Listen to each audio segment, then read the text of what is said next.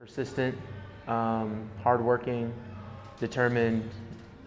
He can be obnoxious sometimes, but good-hearted.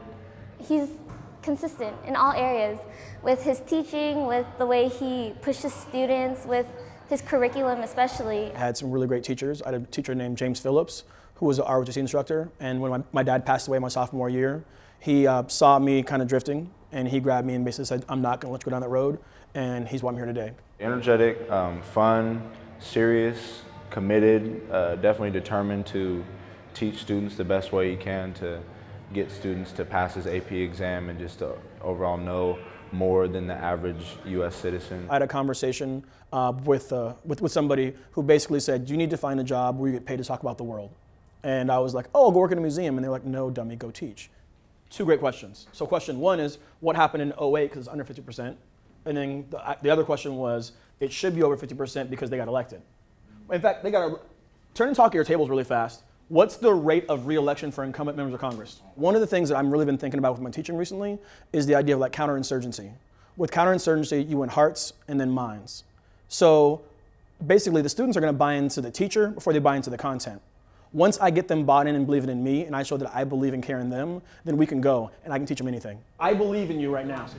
Okay, I'm here for questions, I'm here for support, but y'all know what you need to do. Let's go. A lot of my students don't have caring adults in their life. So essentially, I end up being the uncle for a lot of the students that I have in class. And so it's important that I'm engaged in their life. A student who you went and saw play basketball and cheered for and screamed your heart out for is gonna respect you and not tell you to F off in school the next day. If I'm a teacher, I should be part of the community. Like, teaching is community building. I really do believe that the way to close the achievement gap is as best as possible replicating the conditions of middle-class families and kids of poverty. And so whatever gaps they have, we try to step and fill those gaps. And like, yes, it's time consuming. Yes, it's hard work, but it's worth it. And like, we're transforming lives in this community. I love school, but sometimes getting things is hard because teachers, they'll like explain it and then they expect you to know it, and that's not how it works. And he just like goes the extra mile, I feel like, just to make sure like you know your content, and so then you'll be successful in his class. At Lincoln, we've created a college-going culture, and we've sent more students to universities in the last 4 years than I heard were graduating 20 years ago. And so we decided, we've pushed them to do it, let's go support them. So what we do is each fall, for the last couple of years, we've taken a road trip and visit our students. It's a 500-mile round trip. We go from Tacoma to Ellensburg to visit the kids at Central, and then we zip down to Wazoo and go to Pullman, and then we go up to meet the kids at Gonzaga and Woodworth and Spokane. And it's the most rewarding experience in my entire professional career. The best part is like when they come up with their syllabus and they're like, bowling, I'm taking government politics at Wazoo, I'm so prepared. Or like I'll get like tweets from the kids and like, oh my gosh, first day of government class, we're talking about John Locke, I know this, I know this. Our kids are going and they're competitive, and I love it. When you're in there, don't tell them I said this, but I don't think you would have to read the book much just for your homework to know what to do on the test, because the discussions, you'll learn so much from just listening to him talk and us talk as a class to him about what we've learned, what we know. He doesn't lead the class, the students lead the class. Like, that's one of the emphasis that he tries to really drive. And so it really teaches you how to find other resources other than just your teacher, because when you're in college, you're not going to be able to use your professor because they're just so busy with 300 students. The reason why I stay at Lincoln High School is it's the best place in the nation to work.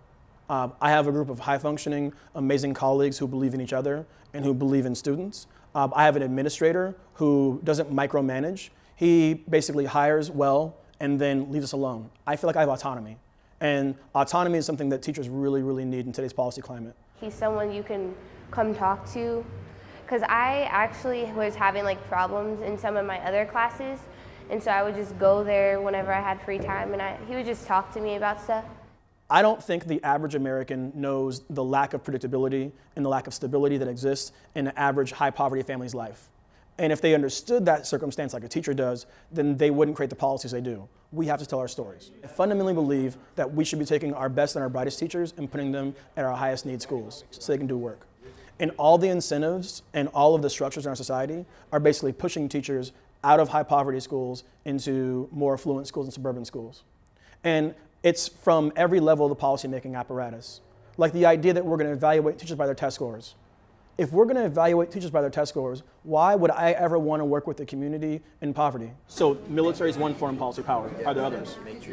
Making treaties is another foreign policy power. Are there others? No, let's not stop at 2. Let's keep going. I can't imagine working in a right-to-work state. Like, what happens if during my unit on the civil rights, some parent doesn't like the way that we talk about the civil rights movement and segregation? What happens if, when we're talking about Reconstruction, somebody doesn't like the fact that I say that Reconstruction was brought to a halt by racial terrorism? Like, these are really, really important, like, career protections for me that are important to me. And that's why, like, I support the union. Like, it's not about pay and benefits. It's about security and knowing that there's going to be due process, and I'll be supported if there's ever some sort of accusation. Or as the beginning of the game, he'll say, like, your jersey number, like me, number 71, repping third period. He didn't do very good on that last test, but I'm sure he'll bring it, like, something like that. Like, it's pretty, he's a goofball. Next up, Travion and Brandon Brown. It's actually really easy to stay positive about teaching because the focus is on the kids. Whenever I'm feeling down, whenever I'm feeling frustrated, like, I remember that it's about the kids. He always tells me to do what I want to do and not what others try to push me to do, so I think that's the big one, to focus on myself. He's a great guy and a great teacher. He's a leader. Teaching and learning, particularly in high poverty schools, is a matter of life and death. Teaching and teachers have the power to transform lives, and the kids who we don't reach and the kids whose lives we don't impact, society has a route for them. They are going to be incarcerated.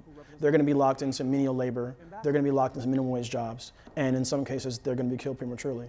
And so, for me, I fundamentally believe that the work that I'm doing is the most important work happening in the city.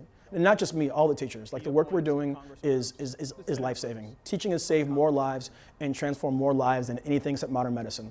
I fundamentally believe that's my core. Well, my stock is rising. I've grown to the throne for the rockets rhyming. Talk is cheap, my timing is not yet a nuisance. Pay me $1 for my 2 cents. Start a fire with your blueprints and build my own. My cup runneth over, but I fill my own. I learn from the very best, I'll still my own. I'm skilled with poems for real, but I'm still unknown.